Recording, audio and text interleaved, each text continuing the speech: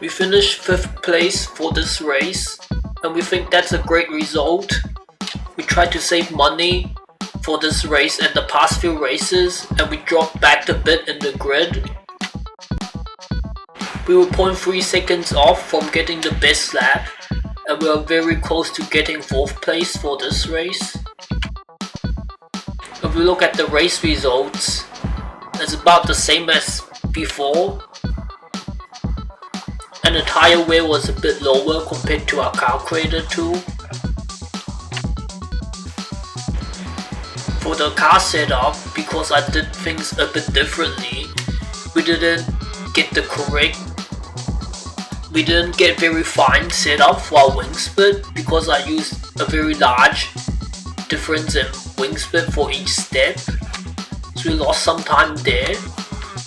And when we set our strategy, because I forgot that we give our driver 2 extra laps at the end to make sure he makes it, so we only did 10 laps instead of the 12 we're aiming for, and we lost a bit of time there. We wanted to do 17, 16 and then 12 laps to lose less time being stuck behind trying to overtake, but we didn't account that we gave it 2 extra laps at the end. And if we did everything correctly, we could have potentially got 4th place, and that would be had a phenomenal result because we kept our car performance similar when we were trying to save money.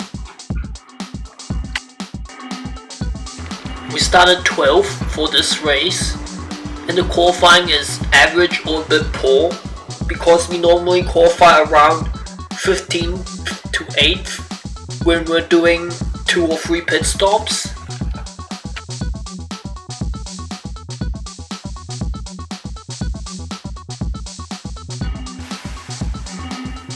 You can also see the top contenders.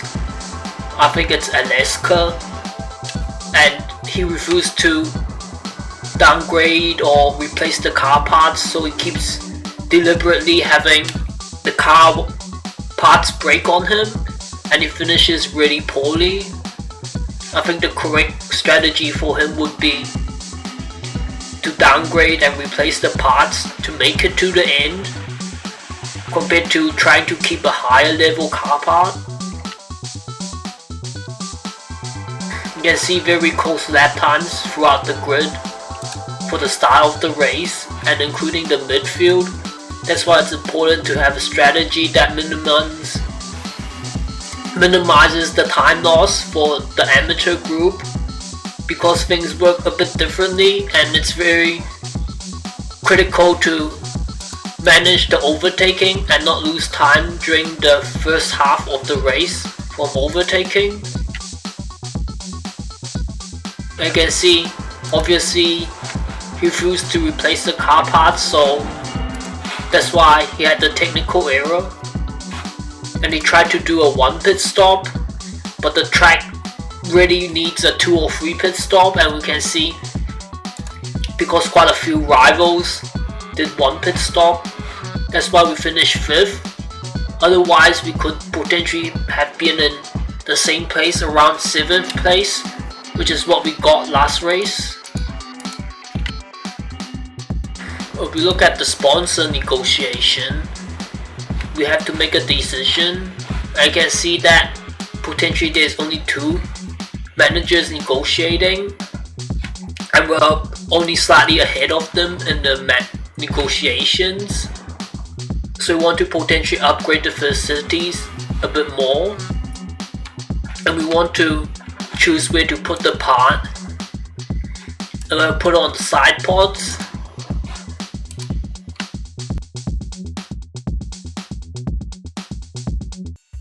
We're not sure how we're doing financially, that's why we try to save a bit of money. But I think we can leave the facility upgrades to a few more races down the track, because there's only 2 or 3 races left. Obviously we need to keep training our driver to reduce the weight, because we're going to be able to keep him for next season. We extended the contract. and we'll be able to keep this driver for next season. You can see there's the plus 17, and you don't lose the high overall driver above the group allowed 110 unless you depromote, but staying in the same class you don't lose the driver.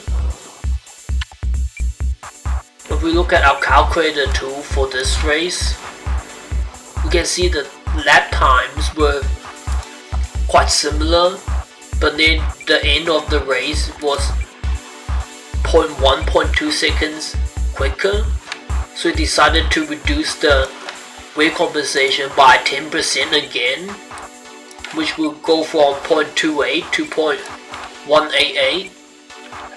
And then we look at the wear for our car parts. It was exactly the same as our calculator tool, excluding the engine, where we had a bit more wear in the actual race, which do sometimes happen because the calculator tool is not always going to be accurate, but the overall car wear is exactly the same. There's only a 0.3 point difference. Another thing we noticed is we added this clay track risk. We added this CTR per risk calculation into our calculator tool, which calculates the effective CTR we would see depending on point of risk our driver takes, and we didn't have much data until now, but we can see that because we've done quite a few races with this and we recorded it, we can see that some tracks we get 0.66 and some tracks were 0.7, and we can find very precisely our clay track risk based off this coefficient. You can see some other tracks you get a 0.9. We also said the tire wear was a bit higher in the actual race, and we saw a 6% difference, but our calculator tool assumes a 5.6% more, because that's sometimes the spike we can see in the race, so it's still quite accurate, our calculator tool. If we look at the car wear for this race, we can downgrade quite a few parts, but we are already financially doing quite well, so we want to potentially upgrade something. We already saw from the past few videos for the season calendar, and the last few races are less car performance dependent, so we can downgrade the engine a bit, but we need to keep the handling up because there's some dependency on it.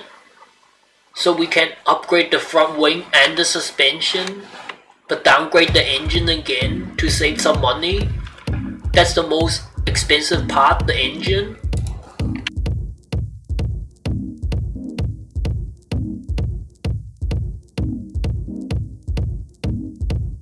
We can see we downgraded the engine, but overall car points is about the same, and we gained some handling, so that will potentially make us be even quicker for this race. We can see our car wear is in check after the update, and we dropped one place in the car performance, but you can see from top 3 onwards everyone has 6 bars for the car level because they're trying to save money when they don't need to do anything else and they're going to promote anyways.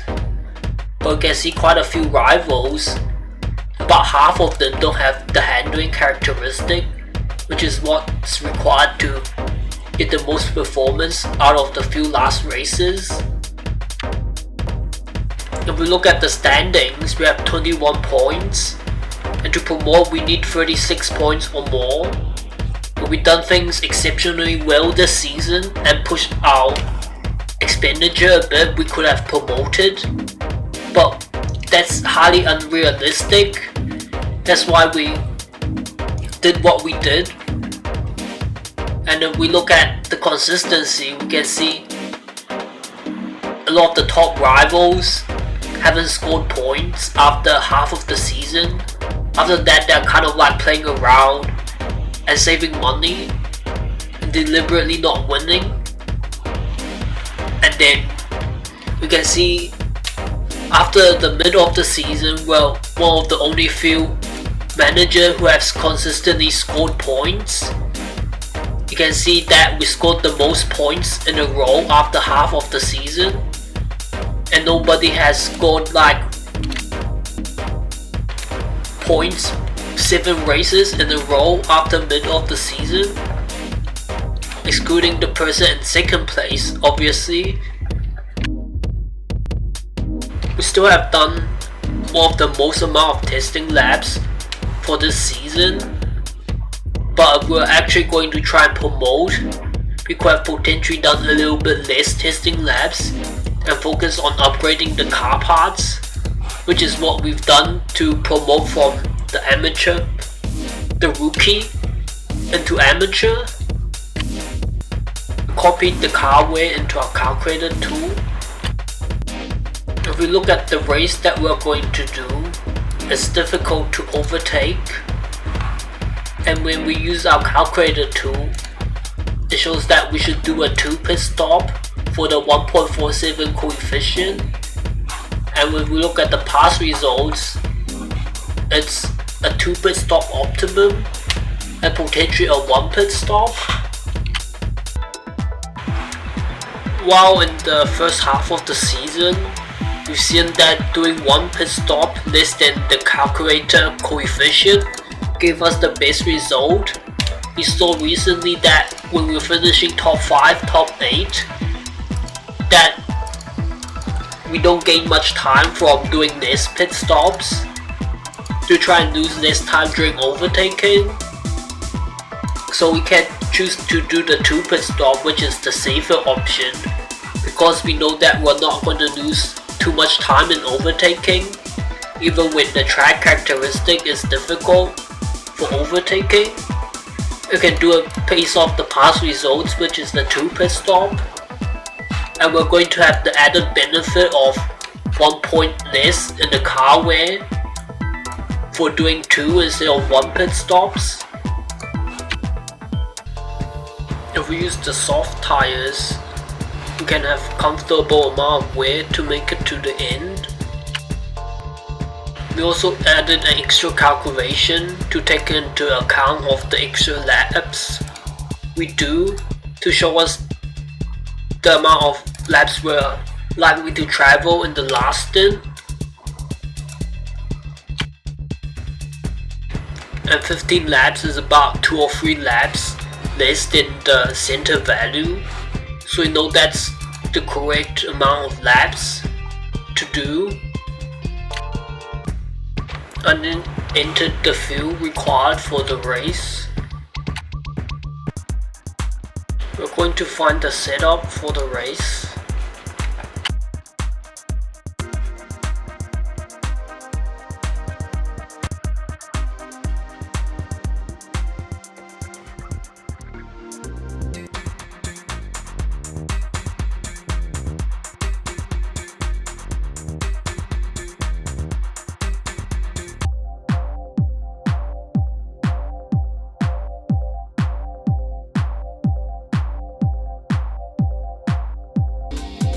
We're going to find the wing split for the race.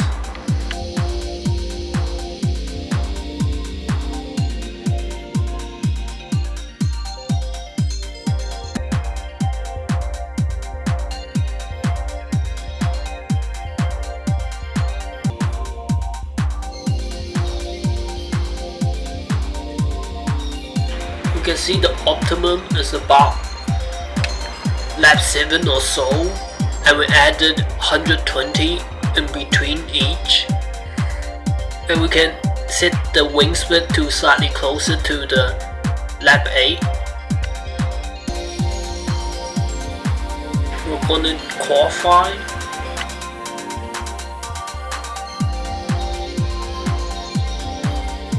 I think it's an okay qualifying time.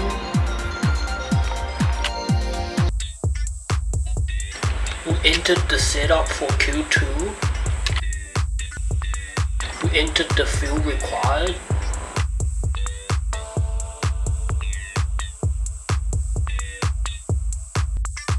qualifying lap time was quite consistent between Q1 and Q2, and we are right with the top players for the qualifying time. And we qualified about top 20%, which is phenomenal. We normally don't qualify as quickly. I think what's happening is because our car characteristic didn't suit the past few tracks, because it's a bit handling, and this race we upgraded the handling part, so we're able to qualify and potentially race much quicker. We entered the field required. We entered the setup required.